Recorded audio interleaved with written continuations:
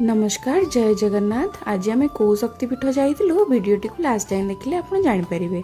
एई मंदिरटी 700 foot उच्चा पहाड़ उपरे अछि। उपरकू जिबा पई 3 प्रकारर सुविधा अछि। आपण चाहिले रोपवे रे जाई परिबे, बस रे जाई परिबे, नले फुट स्टेप रे भी जाई परिबे।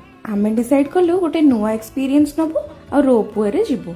एटा मोर रोपवे रे फास्ट एक्सपीरियंस ना, जो फियर टा मोर थिला सेटा धीरे धीरे पळेला। तापरे आमे सीधा जाइकी मंदिर रे पहुंची गलु।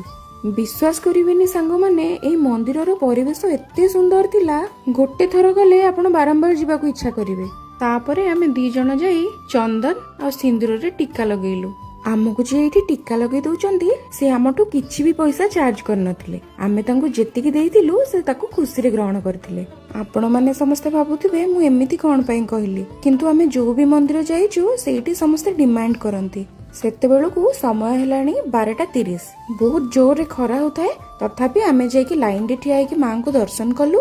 एबे जानि पारले तो आमे कोठी को आसीछु। आमे आसीछु मां तारा तारिणी को मंदिर, जो मंदिरटी गंजाम डिस्ट्रिक्ट रो ब्रह्मपुर पाखरे अछि। एही मंदिरर गर्भगृह रे मां तारा और तारिणी दुई देवी पूजा पाउचंती।